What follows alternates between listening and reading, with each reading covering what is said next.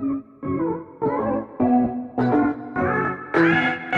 दोस्तों, स्वागत है आपका हमारे YouTube channel momentum science classes में। दोस्तों, आज हम पढ़ेंगे अनुगमन वेग तथा विद्युत धारा में संबंध।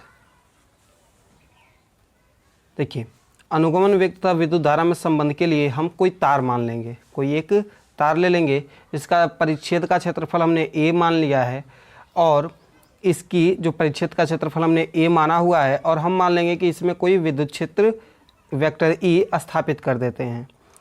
तो अब देखिए, लिखेंगे क्या कि माना परिच्छेद क्षेत्रफल A वाले धातु के तार के भीतर विद्युत क्षेत्र E स्थापित किया गया है। विद्युत क्षेत्र के प्रभाव के कारण इलेक्ट्रॉन अनुगमन वेग Vd से क्षेत्र के विपरीत दिशा में चलने लगते हैं। ये तो पता ही है कि जब हम विद्युत क्षेत्र यहाँ पे रखेंगे तो जो इलेक्ट्रॉन होंगे विद्युत क्षेत्र के विपरीत दिशा में चलने लगेंगे, और जिस वेग से इलेक्ट्रॉन चलता है उसे हम अनुगमन वेग कहते हैं। तो इसीलिए हमने लिखा है कि विद्युत क्षेत्र के प्रभाव के कारण इलेक्ट्रॉन अनुगमन वेग से यानी कि Vd से क्षेत्र के विपरीत दिशा में चलने लगते हैं या विपरीत चलने लगते हैं। तथा अगर हम लिख सकते हैं, हमें ये तो पता है कि I बराबर Q/T होता है, इसे हम समीकरण 1 कर लेते हैं। हम मान लेंगे कि माना प्रति एकांक आयतन में इलेक्ट्रॉनों की संख्या n है, ये हम मान लेंगे। चूँकि वेलन का आयतन AVD होगा, ये तो होना ही है, तो इसलिए वेलन में मुक्त इलेक्ट्रॉनों की संख्या n AVD होगी। Vd यहाँ पे क्या है? अनुगमन वेग है। A क्या है? उसका क्षेत्रफल है, वो जो तार है। इसलिए T जो है, T सेकेंड में परिच्छेद A से गुजरने वाले इलेक्ट्रॉनों की संख्या बराबर हमारे पास हो जाएगी NAVDT। देखिए, जितना भी हमने घेरा हुआ है ये सब फॉर्मूले हैं, इसे आप लोग अलग से नोट करते जाइएगा ताकि जब हम न्यूमेरिकल सॉल्व करें तो ये काम आए। इसलिए अगर T सेकेंड में परिच्छेद A से गुजरने वाला आवेश, अब अगर हमें आवेश ज्ञात करना हो तो इसलिए हम T सेकेंड में परिच्छेद A से गुजरने वाला आवेश Q बराबर NAVDTE हो जाएगा। अब समीकरण 1 से हम लिख सकते हैं I बराबर Q/T, ये तो हमने समीकरण 1 में लिखा हुआ है। Q का मान हमें इतना मिला है, तो हम I बराबर Q/T और Q की जगह पे ही हम ये NAVD और TE लिख देंगे। T से T यहाँ पे कैंसिल हो जाएगा, तो I बराबर NEAVD मिल जाएगा, और यही विद्युत धारा तथा अनुगमन वेग में संबंध होता है। आशा है समझ में आया ही होगा। नहीं समझ में आया तो आप लोग पूछ लिया करिए, कमेंट कर दिया करिए, या फिर व्हाट्सएप ग्रुप का लिंक हम इसमें नीचे दे देते हैं। हमारे हेलो आईडी है, इसमें फेसबुक पेज है, कहीं से भी आप कहीं पे भी जाके पूछ सकते हैं। तो आप पूछ लिया करिए जो भी चीज़ समझ में नहीं आता है। आगे एक इम्पॉर्टेंट छोटा सा है, वो भी फॉर्मूला ही है, लेकिन किसी किसी साल पूछ देता है कि धारा घनत्व तथा अनुगमन वेग में क्या संबंध है। तो हमें पता है धारा घनत्व J बराबर होता है I/A, या हम लिख सकते हैं J बराबर NEVD। अभी ऊपर हमने सिद्ध किया है, तो इसलिए हम लिख सकते हैं J बराबर NEVD, और यही धारा घनत्व तथा अनुगमन वेग में संबंध होता है। शुरू से लेके, और ये फिगर बनाना आप लोगों के लिए इंपॉर्टेंट है, फिगर बना लीजिएगा। दूसरा वाला फिगर है, ये दिखाया गया है अनुगमन वेग के लिए दिखाया गया है, अनुप्रस्थ काट का क्षेत्रफल दिखाया गया है, यही है बस। और देखिए, एक कन्फ्यूजन सभी बच्चों के दिमाग में लगभग रहता ही है कि अगर धातुओं में मुक्त इलेक्ट्रॉनों का अनुगमन वेग 10⁻⁴ मीटर प्रति सेकेंड की कोटि का ही होता है। ध्यान दीजिएगा कि ये तो आपने पीछे बताया कि इलेक्ट्रॉनों का अनुगमन वेग 10⁻⁴ मीटर प्रति सेकेंड की कोटि का होता है।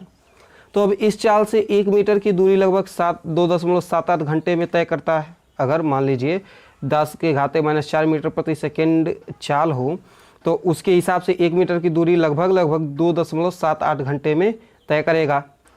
तो ये अब हम लोगों को दिमाग में ये क्वेश्चन तो हो जाता है कि 2.78 घंटे में ये तय करेगा दूरी 1 मीटर की, तो जो ही हम स्विच दबाते हैं तो लाइट जल कैसे जाती है। चाहे कहीं भी तार हम जो ही क्या करते हैं, तार हम लगाते हैं तो तुरंत वहाँ पे क्या होती है, तुरंत लाइट जल जाता है। तो ऐसा कैसे होता है? तो ये समझने के लिए अगर हम देखें तो अगर पाइप में पानी बहता है, ठीक, तो हम क्या करते हैं, जब जल में भरे लंबे पाइप को एक सिरे पर पिस्टन द्वारा दाब डालते हैं तो जल, अगर हम कोई पाइप ले लें, मान लीजिए यही पाइप ले लेते हैं, इसमें पूरा पानी भरा हुआ है, मान लेते हैं पूरा पानी भरा हुआ है। अगर चालक है तो उसमें इलेक्ट्रॉन तो भरे होते हैं, तो मान लेते हैं हम ये पूरा पानी भरा हुआ है। अगर यहाँ से हम दाब लगाते हैं तो क्या ये वाला पानी यहाँ पे जा कर के गिरता है? ऐसा तो होता नहीं है।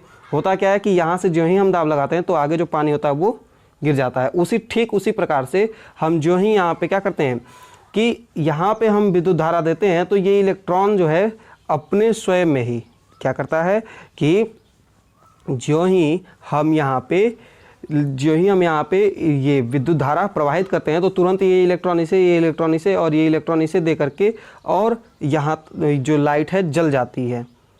तो इस प्रकार से इलेक्ट्रॉन होता है। नहीं तो एक इलेक्ट्रॉन, अब यहाँ से अगर पाइप से समझे हम, तो अगर ये बूंद यहाँ तक जाने में जितना समय लगेगा तो वही समय जो है वो अनुगमन वेग है। आशा है समझ में आया होगा। नहीं समझ में आया तो भी कमेंट कर दीजिएगा, बता दीजिएगा, पूछ लीजिएगा।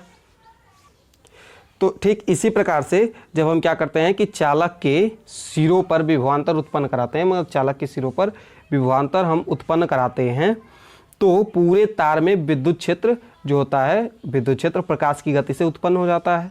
प्रकाश की गति आप लोगों को पता है बहुत ही तीव्र गति होती है, तो प्रकाश की गति से उत्पन्न होता है। तो अब विद्युत क्षेत्र उत्पन्न होते ही पूरे तार में धारा बहने लगती है, यद्यपि जो इलेक्ट्रॉन है वो अनुगमन वेग से आगे बढ़ते हैं। तो ठीक उसी प्रकार से जिस प्रकार जो जल है, अगर पूरा पाइप में जल, लेकिन आप लोग कहेंगे कि पाइप में हम तो पानी चालू करते हैं तो पाइप जब तक भरते जाता है तो लास्ट में जब गिरता है तो उसमें समय लगता है, तो वहाँ से नहीं है। बात यह है कि पाइप में पानी भरा हुआ होना चाहिए, क्योंकि जो चालक है उसमें तो इलेक्ट्रॉन पूरा मुक्त अवस्था में उपस्थित होते हैं, तो इसलिए पाइप से समझा जा सकता है। चलिए आगे बढ़ते हैं। अगला हमारा हेडिंग है प्रतिरोध, रेजिस्टेंस। तो नाम से ही इसमें अवरोध दिख रहा है, मतलब प्रतिरोध, किसी चीज़ का विरोध करना। तो इसकी परिभाषा क्या होगी कि धारा के प्रवाह में चालक द्वारा उत्पन्न बाधा को चालक का प्रतिरोध कहते हैं। अगर हम क्या करें कि जब किसी चालक के सिरों के बीच विभवांतर लगाया जाता है तब तो चालक में अगर हम किसी चालक के सिरों के बीच विभवांतर लगाते हैं तो चालक में विद्युत धारा उत्पन्न हो जाती है, और उसी धारा के प्रवाह में चालक द्वारा उत्पन्न बाधा को हम चालक का प्रतिरोध कहते हैं। अगर हम आंकिक रूप में देखें तो चालक के सिरों के बीच विभवांतर V तथा इसके कारण चालक में प्रवाहित धारा I के अनुपात को चालक का प्रतिरोध R कहते हैं, यानी कि R बराबर V/I होता है। ये भी फॉर्मूला ही है, बता दिए। जहाँ जहाँ हम घेर देंगे वो सब फॉर्मूला है। अगर बात करें प्रतिरोध के बारे में तो प्रतिरोध का SI मात्रक वोल्ट प्रति एम्पियर होता है, जिसे हम ओम भी कहते हैं। ओम का प्रतीक इस प्रकार से होता है। अगला पॉइंट है कि 1 किलो ओम, जैसे बड़ा मात्रक लिया जाए तो 1 किलो ओम में 10⁻³ ओम होता है, और 1 मेगा ओम में 10�6 ओम होता है। जहाँ तक बात करें हम ओम की, जो ओम इसका प्रतीक होता है, मतलब इसका मात्रक होता है, तो ओम की बात करें तो ओम की परिभाषा निम्नलिखित होती है। ओम, यदि किसी चालक के सिरों के बीच 1 वोल्ट विभवांतर लगाने पर उसमें प्रवाहित धारा 1 एम्पियर हो तो चालक का प्रतिरोध 1 ओम होगा। यही ओम की परिभाषा है। इसकी विमा ml2 T⁻³ A⁻² होता है। इसका व्युत्पन्न मात्रक kilogram metre square second -3 ampere -2 होता है। इस क्रम में आगे बढ़ते हैं तो अगला हमारा हेडिंग होगा चालकत्व। जिस प्रकार हम केमिस्ट्री में भी इस समय वही पढ़ रहे हैं, चालकत्व, कंडक्टेंस। प्रतिरोध के व्युत्क्रम को चालकत्व कहते हैं। प्रतिरोध के व्युत्क्रम को चालकत्व कहते हैं। इसे सामान्यतः G से प्रदर्शित करते हैं। G बराबर होता है 1/R, और ठीक इसका उल्टा होता है, इसीलिए इसका SI मात्रक मो होता है, यानी कि MHO होता है, वो ओम होता है, ये मो होता है, अथवा ओम इनवर्स लिखते हैं। इसका विमा ठीक उसका उल्टा, इसकी विमा ठीक उसका उल्टा m⁻⁻1 l⁻², t⁻3 a⁻2 होता है। अगला और सबसे इम्पॉर्टेंट हेडिंग ओम का नियम, जो कि आप लोग कक्षा 10 से भी पढ़ते आ रहे हैं। ओम का नियम, ओम्स लॉ, यह ओम ने 1828 में अपना नियम दिया था। ये जर्मनी के वैज्ञानिक थे जिनका पूरा नाम जॉर्ज साइमन ओम था। इन्होंने ही सन 1828 में विद्युत धारा के प्रवाह से ही संबंधित एक नियम दिया, जिसे हम उन्हीं के नाम के अनुसार ओम का नियम कहने लगे। इनके नियमानुसार यदि किसी चालक की भौतिक अवस्थाएं मतलब कि ताप, दाब इत्यादि जो हैं भौतिक अवस्थाएं अपरिवर्तित रहें, क्योंकि भौतिक अवस्थाएं अपरिवर्तित रहें तो चालक में प्रवाहित धारा I इसके सिरों के विभवांतर V के समानुपाती होती है।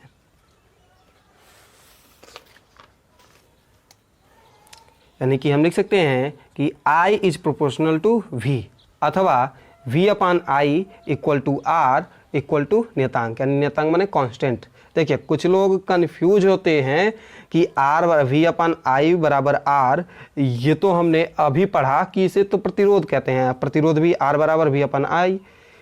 तो ये जो हमने वहाँ पे लिखा है R बराबर V/I और यहाँ पे जो लिखे हैं V/I बराबर R बराबर नियतांक, तो ये दोनों एक नहीं है।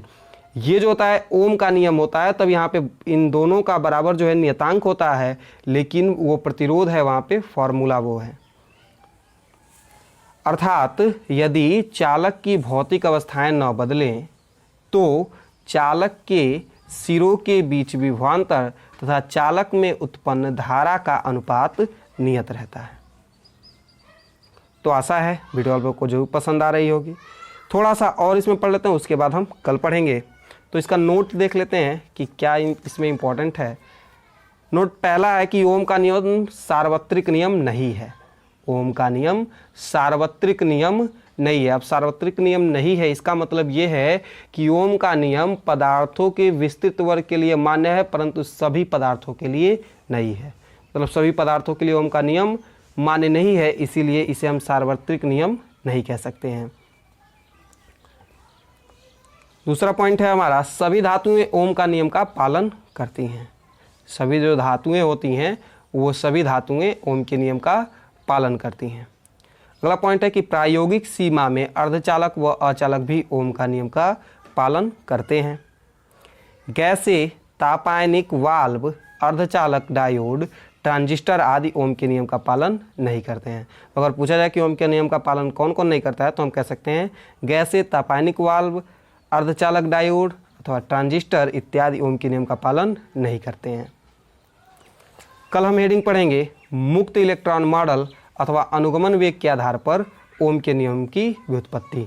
ये परीक्षा में ऐसे ही प्रश्न पूछे जाते हैं। तो अगर आप हमारे चैनल पर नए हो तो चैनल को सब्सक्राइब जरूर कर लें, बेल आइकन को प्रेस कर दें ताकि आने वाली हर वीडियो अपडेट आप तक सबसे पहले पहुँचे।